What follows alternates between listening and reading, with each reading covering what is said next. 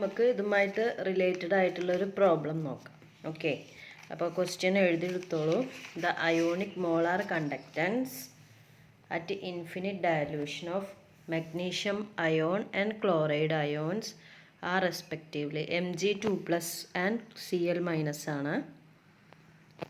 respectively 106 and 76.25 Siemens centimeter square per mole at a certain temperature.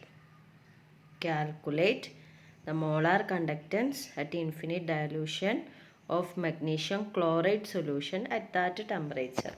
അതായത് ഈ ഒരു problem എന്ന് പറയുന്നത് കോൾറാഷസ് ലോയുടെ ആപ്ലിക്കേഷൻ ആണ്. അപ്പോൾ നമുക്കറിയാം മഗ്നീഷ്യം ക്ലോറൈഡ് MgCl2 ആണ്. ഇത് ഡിസോസിയേറ്റ് ചെയ്ത് കഴിഞ്ഞാൽ നമുക്ക് അവിടെ ഫോം ചെയ്യുന്നത് എന്തൊക്കെയാണ്? Mg2+2Cl- ആണ്. അപ്പോൾ ഈ കേസിൽ നമ്മൾ കോൾറാഷസിൽ അപ്ലൈ ചെയ്യുമ്പോൾ ഇക്വേഷൻ എന്താ വരിക?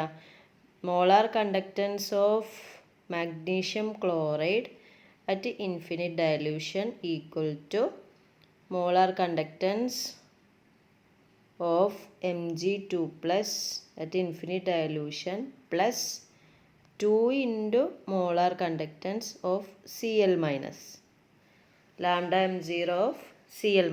ഇതാണ് ഇക്വേഷൻ അല്ലേ? അപ്പോൾ ഇതിൽ നമുക്ക് ഈ വാല്യൂ തന്നിട്ടുണ്ട്, അതേപോലെ തന്നെ ലാംഡ എം Cl- തന്നിട്ടുണ്ട്. ജസ്റ്റ് സബ്സ്റ്റിറ്റ്യൂട്ട് ചെയ്താൽ മതി. അപ്പോൾ ഇക്വേഷൻ എങ്ങനെ വരും? Lambda m0 of magnesium chloride equal to എന്ത് വരും? Lambda m0 of Mg2+. അതൊക്കെ നിങ്ങൾ നോട്ടിൽ എഴുതുക. റൈറ്റ് സൈഡിൽ ഇങ്ങനെ ഓരോ വാല്യൂസ് ടെക്സ്റ്റിൽ തന്നിട്ടില്ലേ, അതായത് ക്വസ്റ്റ്യനിൽ തന്നിട്ടില്ലേ, അത് എഴുതാം. അപ്പോൾ Mg2+ൻ്റെ തന്നിട്ടുണ്ട് എന്താണ്? 106 പ്ലസ് യൂണിറ്റ് എഴുതണം, siemens centimetre square per mole inverse ആണ്. പിന്നെ വരുന്നത് 2Cl- ഉണ്ട്. അപ്പം നമ്മൾ 2 ഇൻറ്റു 76.25 സീമൻ സെൻറ്റിമീറ്റർ സ്ക്വയർ ഇത് ആഡ് ചെയ്യാം. ഇത്രയേ ഉള്ളൂ. അപ്പം നമുക്ക് ആൻസർ കിട്ടും 258.5 siemens centimetre square mole inverse. അപ്പോൾ ടെക്സ്റ്റിൽ കുറേ പ്രോബ്ലംസ് ഇതുമായി ബന്ധപ്പെട്ടത് കൊടുത്തിട്ടുണ്ട്. ഡിഗ്രി ഓഫ് ഡിസോസിയേഷൻ കാണാനും, അല്ലെങ്കിൽ ഡിഗ്രി ഓഫ് ഡിസോസിയേഷൻ തന്നിട്ട് മോളാർ കണ്ടക്റ്റൻസ് കാണാനും. ഓക്കെ, അപ്പം നിങ്ങൾ ഓരോ ഡിഫറെൻ്റ് പ്രോബ്ലംസാണ് ചെയ്ത് നോക്കുക. ഡൗട്ട്സ് ഉണ്ടെങ്കിൽ മിസ്സിൻ്റെ അടുത്ത് വിളിച്ച് ചോദിക്കുക. ഓക്കെ, ഇനി അടുത്ത ഹെഡിങ് എന്ന് പറയുന്നത് ഇലക്ട്രോലിറ്റിക് ഡിസോസിയേഷനാണ്. ഇലക്ട്രോലിറ്റിക് ഡിസോസിയേഷൻ, അതായത് നമ്മളിപ്പോൾ ഓൾറെഡി കണ്ടു കഴിഞ്ഞതാണത്. ഡിഫറെൻറ്റ് ടൈപ്പ് ഇലക്ട്രോലൈറ്റൊക്കെ കണ്ടു. Strong electrolyte, week electrolyte. Strong electrolyte എന്ന് പറയുമ്പോൾ അത് ഹൈ കോൺസെൻട്രേഷനിൽ തന്നെ കംപ്ലീറ്റ് ഡിസോസിയേഷൻ നടക്കും. വീക്കിൽ അതായത് അയോൺസ് ആയിട്ട് മാറും. അതിന് എക്സാമ്പിൾസൊക്കെ കണ്ടു, ആസിഡ്സിലും ബേസസിലും. വീക്ക് ഇലക്ട്രോലൈറ്റ് എന്ന് പറയുമ്പോൾ കോൺസെൻട്രേഷനിൽ ഡിസോസിയേഷൻ കുറവായിരിക്കും. പിന്നെ ഡയല്യൂട്ട് ചെയ്യുമ്പോൾ എന്ത് ചെയ്യുന്നു? ഡിസോസിയേറ്റ് ചെയ്യുന്നു. അതിനോട് റിലേറ്റഡ് ആയിട്ടുള്ള ഗ്രാഫൊക്കെ കണ്ടു. അപ്പോൾ ഈ ഒരു ഇലക്ട്രോലൈറ്റിൻ്റെ ഡീപ്പ് സ്റ്റഡി നടത്തിയപ്പോൾ ഇലക്ട്രോലൈറ്റ് ആയിട്ട് റിലേറ്റ് ചെയ്തിട്ടുള്ള 2 ഫാക്ടേഴ്സ് കണ്ടെത്തിയിട്ടുണ്ട്. അതായത് electrolyte solution conduct electricity. Okay, second എന്ന് പറയുന്നത് they exhibit abnormally high colligative properties. Colligative properties നമ്മൾ പഠിച്ചിട്ടുണ്ട്, 4 ടൈപ്പ് അല്ലേ? ഒരു സൊല്യൂഷൻ ഫോളോ ചെയ്യുന്ന അല്ലെങ്കിൽ ഒബേ ചെയ്യുന്ന 4 പ്രോപ്പർട്ടീസ്. അതായത് ഏതൊക്കെയായിരുന്നു? Elevation in boiling point, depression in freezing point, osmotic pressure, അങ്ങനെ ഇതേപോലെ 4 നമ്മൾ കണ്ടിട്ടുണ്ട്. അപ്പോൾ ആ എല്ലാ കൊളിഗേറ്റീവ് പ്രോപ്പർട്ടീസും എന്ത് ചെയ്യുന്നു? ഈ ഇലക്ട്രോലൈറ്റ് എക്സിബിറ്റ് ചെയ്യും. അപ്പോൾ ഇതിൻ്റെ ബേസിൽ അറീനിയസ് ഒരു തിയറി പുട്ട് ഫോർവേഡ് ചെയ്തു. ആ തിയറിയുടെ പേരാണ് Arrhenius theory of electrolytic dissociation or ionic theory, അങ്ങനെയാണ് അതിനെ പറയാം. അപ്പോൾ അതിൻ്റെ മെയിൻ പോയിൻറ്റ്സ് നമ്മളുടെ ടെക്സ്റ്റിൽ 9 പോയിൻ്റ് സമ്മറൈസ് ചെയ്ത് കൊടുത്തിട്ടുണ്ട്. അപ്പോൾ ഓരോ പോയിൻറ്റും മിസ്സ് പറയാം, ശ്രദ്ധിച്ചിരിക്കുക. അപ്പോൾ അതിലെ ഫസ്റ്റ് പോയിന്റ് ഇവിടെ കൊടുത്തിട്ടുണ്ട്. Electrolytes when dissolved in water dissociate into electrically charged particles called ion. അതായത് ഇലക്ട്രോലൈറ്റ് വാട്ടറിൽ ഡിസോസിയേറ്റ് ചെയ്ത് കഴിഞ്ഞാൽ വാട്ടറിൽ ഡിസോൾവ് ചെയ്ത് കഴിഞ്ഞാൽ ഡിസോസിയേറ്റ് ചെയ്തിട്ട് ചാർജ്ഡ് അയോൺസ് ആയിട്ട് മാറും. Okay. Second point, the dissociation occurs in such a manner that the total charge on the positive ion is equal to total charge on the negative ion, so that solution as a whole is neutral. അല്ലേ? അങ്ങനെ ഒരു electrolyte dissociate ചെയ്ത് കഴിഞ്ഞാൽ അവിടെ positive അയോൺസും negative അയോൺസും form ചെയ്യും. പക്ഷേ അവയുടെ ടോട്ടൽ അയോൺസിൻ്റെ നമ്പർ പോസിറ്റീവ്, അതായത് ഓപ്പോസിറ്റ്ലി ചാർജ്ഡ് അയോൺസിൻ്റെ നമ്പർ സെയിം ആയിരിക്കും. അതുകൊണ്ട് തന്നെ സൊല്യൂഷൻ ഹോൾ ഓഫ് എന്തായിരിക്കും? ന്യൂട്രൽ ആയിരിക്കും. പോസിറ്റീവ് കൂടുതലോ നെഗറ്റീവ് കൂടുതലോ അങ്ങനെ ഉണ്ടാവില്ല. Third point, at finite concentrations the electrolyte will be only partially ionised to a degree depend on the nature of the substance, the concentration and the temperature. ഇതിനൊക്കെ base ചെയ്തിട്ടാണ് finite കോൺസെൻട്രേഷനിൽ electrolyte എന്ത് ചെയ്യുന്നുള്ളൂ? Partially ionise ചെയ്യുള്ളൂ. Finite ഒരു definite കോൺസെൻട്രേഷനിൽ electrolyte will be only partially ionised എന്നാണ് ഈ തിയറി പ്രകാരം പറയുന്നത്. ഇനി ഫോർത്ത് വണ്ണ്, പിന്നെ ആ അയണൈസ്ഡ് അല്ലെങ്കിൽ ഡിസോസിയേറ്റ് ചെയ്യുന്നത് എന്തിനൊക്കെ ഡിപ്പെൻഡ് ചെയ്തിരിക്കും? നേച്ചർ ഓഫ് സബ്സ്റ്റൻസ്, കോൺസെൻട്രേഷൻ, അതേപോലെ തന്നെ temperature. Fourth one, the ions formed from this partial dissociation are in A state of dynamic equilibrium with un-ionised molecule. Okay. ഇപ്പോൾ എക്സാമ്പിൾ പറയുകയാണെങ്കിൽ സോഡിയം ക്ലോറൈഡ് NaCl അത് dissociate ചെയ്ത് കഴിഞ്ഞാൽ എന്തൊക്കെ form ചെയ്യും? Na+ഉം Cl-ഉം. അപ്പോൾ ഈ അയോൺസും അൺഅയണൈസ്ഡ് മോളിക്യൂളും തമ്മിൽ ഒരു ഡൈനാമിക് ഇക്വിലിബ്രിയം, ഇങ്ങനെയാണ് അത് റെപ്രസെൻ്റ് ചെയ്യുക. ഡൈനാമിക് ഇക്വിലിബ്രിയത്തിലായിരിക്കും. പിന്നെ fifth one, the extent of ionization varies with the concentration, becoming greater with increased dilution and reaching the maximum at very high dilution. ഇതൊക്കെ നമ്മൾ പറഞ്ഞു കഴിഞ്ഞതാണ് അല്ലേ? ഡയലൂഷൻ കൂടുന്തോറും എന്താ പറയുക, ഡിസോസിയേഷൻ കൂടും. അതായത് അയണൈസേഷൻ ആവാനുള്ള ടെൻഡൻസി. അതുകൊണ്ടാണ് കണ്ടക്റ്റൻസ് അവിടെ കൂടുന്നത്. അയോൺസ് കൂടുമ്പോൾ കണ്ടക്റ്റൻസ് കൂടും. പിന്നെ the ions are free to move independently under the influence of an applied electric field. അപ്പോൾ അവിടെ ഫോം ചെയ്യുന്ന അയോൺസിന് എന്ത് ചെയ്യാൻ പറ്റും? ഫ്രീ ആയിട്ട് മൂവ് ചെയ്യാൻ പറ്റും. അപ്പോൾ പോസിറ്റീവ് അയോൺസ് എങ്ങോട്ട് മൂവ് ചെയ്യും? നെഗറ്റീവ് ഇലക്ട്രോഡ് കാഥോഡിലോട്ടും, നെഗറ്റീവ് അയോൺസ് പോസിറ്റീവ് ഇലക്ട്രോഡ് അതായത് ആനോഡിലോട്ടും എന്ത് ചെയ്യുന്നു? മൂവ് ചെയ്യുന്നു. ശ്രദ്ധിക്കുക, negative electrode cathode, positive electrode anode. ഇനി the conductance of electrolyte solution is due to migration of the ions. കണ്ടോ?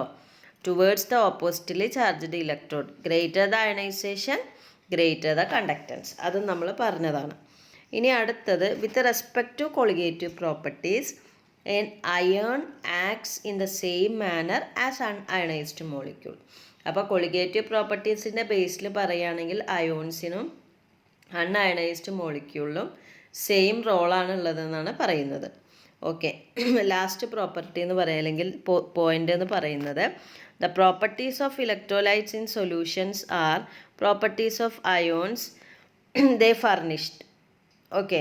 അപ്പോൾ ഒരു ഇലക്ട്രോലൈറ്റിൻ്റെ പ്രോപ്പർട്ടി എന്ന് പറയുമ്പോൾ ശരിക്കും എന്താണ്? അത് ആ ഇലക്ട്രോലൈറ്റ് ഫർണിഷ് ചെയ്യുന്ന അയോൺസിൻ്റെ പ്രോപ്പർട്ടിയാണ്. അതായത് properties of acid and base എന്ന് പറയുന്നത് എന്താണ്? അവിടെ ഫർണിഷ് ചെയ്തിട്ടുള്ള H+ അയോണിൻ്റെയും OH- അയോണിൻ്റെയും ബേസ് ചെയ്തിട്ടാണ് നമ്മൾ പറയുന്നത്. അപ്പോൾ ഓക്കെ, ഇലക്ട്രോലൈറ്റ് പിന്നെ നമ്മൾ പറഞ്ഞു കംപ്ലീറ്റ് ആയിട്ട് ഡിസോസിയേറ്റ് ചെയ്യുകയാണെങ്കിൽ അതിനെ സ്ട്രോങ് ഇലക്ട്രോലൈറ്റും പാർഷ്യലി ഡിസോസിയേറ്റ് ചെയ്യുകയാണെങ്കിൽ അതിനെ വീക്ക് ഇലക്ട്രോലൈറ്റ് എന്നൊക്കെ പറഞ്ഞിരുന്നു. അപ്പോൾ അതൊന്നും ഇനി റിപ്പീറ്റ് ചെയ്യുന്നില്ല. ഇനി ഇതിൻ്റെ ബേസിൽ, അതായത് ഈ ഒരു പോയിൻറ്റ്സിന് കുറച്ച് എവിഡൻസസ് ഉണ്ട്. അറീനിയസ് തിയറിയുടെ ഈ നമ്മളിപ്പോൾ പറഞ്ഞ പോയിൻറ്റ്സിൻ്റെ എവിഡൻസസ് ആണ് ഇനി പറയാൻ പോകുന്നത്. Evidences for Arrhenius theory of electrolyte dissociation. അപ്പോൾ ഈ 9 പോയിന്റ് നിങ്ങൾ പഠിച്ചു വെക്കുക, ഈസിയാണ്. പക്ഷേ എസ്സേ ചോദിച്ചു കഴിഞ്ഞാൽ നമുക്ക് എഴുതാൻ കിട്ടണം.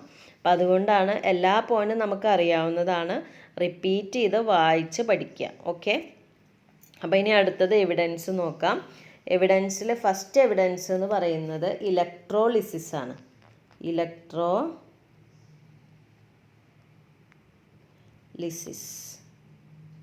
ഇലക്ട്രോളിസിസ് എന്താണ് ഇലക്ട്രോളിസിസ് എന്ന് നമുക്കറിയാം. അതായത് നമ്മൾ 2 മെറ്റൽ ഇലക്ട്രോഡ് ഒരു ഇലക്ട്രോലൈറ്റ് സൊല്യൂഷനിൽ ഡിപ്പ് ചെയ്യുക, എന്നിട്ട് അതിൻ്റെ ഇടയിൽ ഒരു പൊട്ടൻഷ്യൽ ഡിഫറൻസ് അപ്ലൈ ചെയ്യുന്നു. അപ്പോൾ ആ ടൈമിൽ ഓരോ മെറ്റലും അയോൺസ് എന്ത് ചെയ്യുന്നു, അതിൻ്റെ ഓപ്പോസിറ്റ് ചാർജുള്ള ഇലക്ട്രോഡിൻ്റെ അടുത്തേക്ക് മൂവ് ചെയ്യും. എന്നിട്ട് അതിൻ്റെ ചാർജ് അവിടെ ഗിവ് അപ്പ് ചെയ്യും, കൊടുക്കും.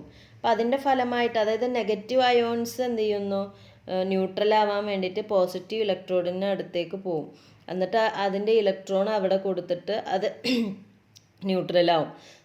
അതേസമയം പോസിറ്റീവ് അയോണ് ആ ഇലക്ട്രോണെ ഗെയിൻ ചെയ്തിട്ട് ന്യൂട്രലാവും. അതായത് അതിൻ്റെ ചാർജസൊക്കെ അത് റിലീസ് ചെയ്തിട്ട് എന്തായിട്ട് മാറുകയാണ്, ആറ്റ് അല്ലെങ്കിൽ മോളിക്യൂളായിട്ട് കറസ്പോണ്ടിങ് ഇലക്ട്രോഡിൽ ഡെപ്പോസിറ്റ് ചെയ്യും അല്ലെങ്കിൽ ലിബറേറ്റ് ചെയ്യും.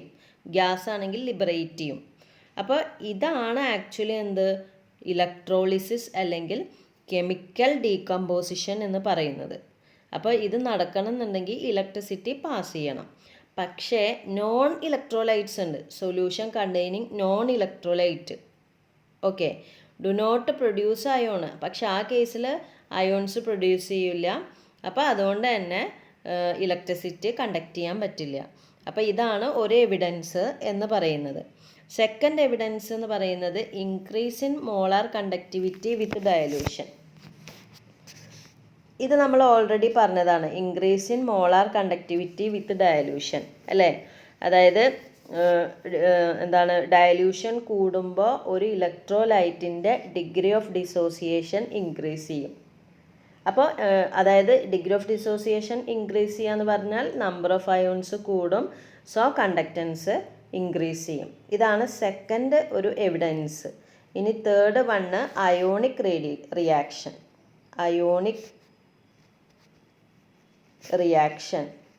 Third one ionic reaction.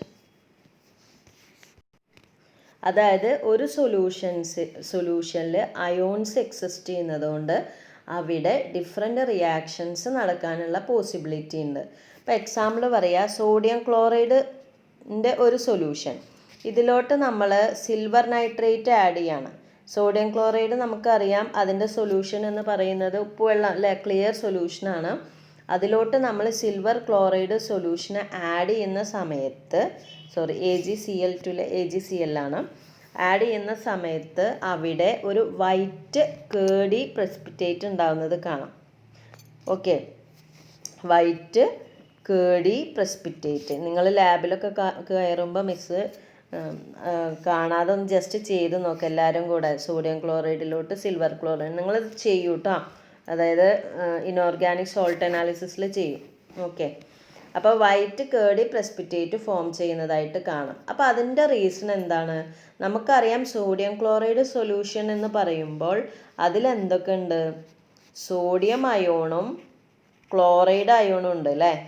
അതേ സമയത്ത് അതിലോട്ട് നമ്മൾ സിൽവർ ക്ലോറൈഡ് ആഡ് ചെയ്യുമ്പോൾ അതിലെന്തൊക്കെ ഫോം ചെയ്യും, സിൽവർ അയോണും ക്ലോറൈഡ് അയോണും ഫോം ചെയ്യും. അപ്പോൾ ഈ സിൽവർ നൈട്രേറ്റ് ആണ് ആഡ് ചെയ്യുന്നത്. സിൽവർ ക്ലോറൈഡ് അല്ല, തെറ്റിപ്പോയി. അപ്പോൾ ഫോം ചെയ്യില്ല, സിൽവർ നൈട്രേറ്റ് ആണ് ആഡ് ചെയ്യുന്നത്. അപ്പോൾ Ag++NO3- ഫോം ചെയ്യും.